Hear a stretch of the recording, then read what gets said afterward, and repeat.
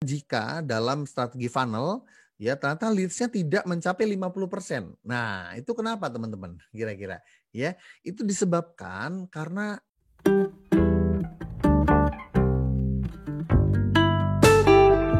kita masuk ke bagian terakhir, bagaimana mengevaluasi data iklan kita yang sudah berjalan ya. Nah, matriks yang terakhir, yang kelima adalah leads. Opo iki leads? Leads itu adalah hasil teman-teman ya. Karena kalau kita bikin campaign, kita bikin iklan dengan objektif adalah conversion ya, konversi gitu.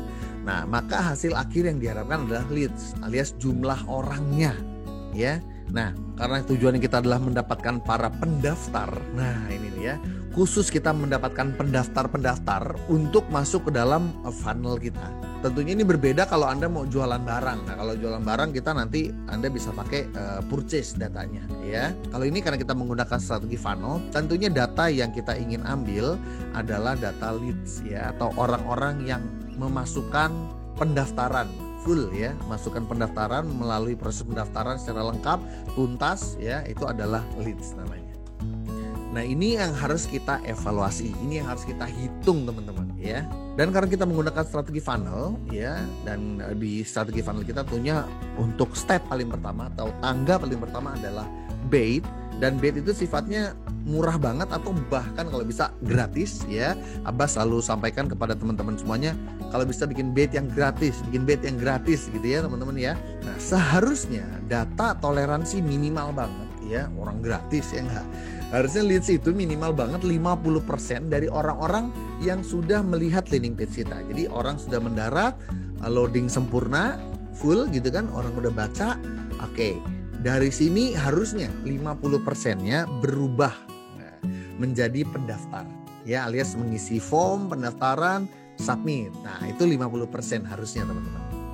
Jadi nilai leads ini adalah 50%-nya dari landing page views. Kita akan coba hitung, ini 9308 ya, landing page views ini ya. Nah, ini kita langsung aja teman-teman, dikali 50%. Harusnya minimal 4.654. Faktanya berapa?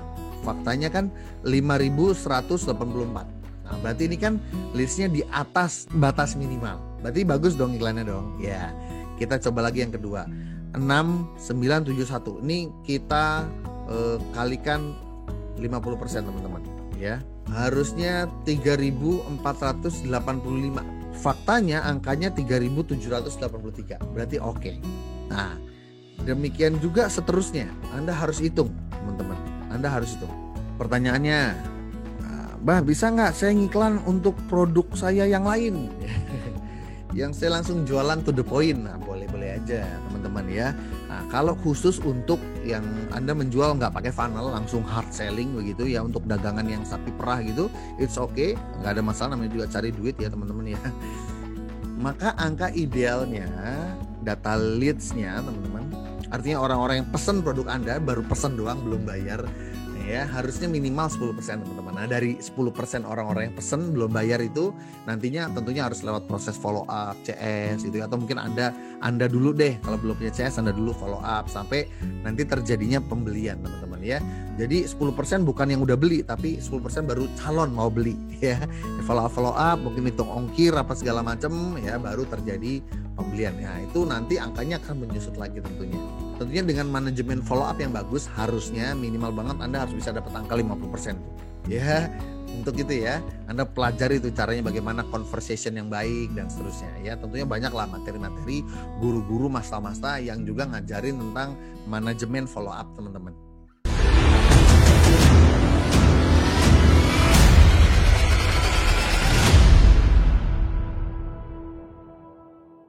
Nah, sekarang bagaimana ternyata jika dalam strategi funnel ya ternyata leads-nya tidak mencapai 50%. Nah, itu kenapa teman-teman kira-kira? Ya, itu disebabkan karena error teman-teman formnya ya. Udah diisi, diklik, ternyata nggak masuk ke halaman thank you page, terus sehingga dia tidak bisa tidak selesai gitu proses registernya. Itu yang pertama. Atau kedua, ini formnya pakai form apaan? Ya, atau formnya kok kayaknya aneh gitu ya, mencurigakan, atau mungkin ada kata-kata yang di dalam landing page terlalu bombastis atau kata-katanya terlalu lebay gitu kan, mencurigakan ya. Nah itu orang, wah ini kayaknya mau dijualin ini. Nah, nanti endingnya ujung-ujungnya duit, dijualin ini. Kalau mengandung atau menyiratkan perasaan-perasaan yang mencurigakan seperti itu, tentunya orang jadi udah baca landing page, bukannya daftar malah kayaknya nih kata-katanya nih mencurigakan nih, kayaknya jualan ini, kayaknya mau ditawarin sesuatu ini di belakang ini, atau dari kata-katanya sih kebaca. Ingat teman-teman, netizen itu pinter ya.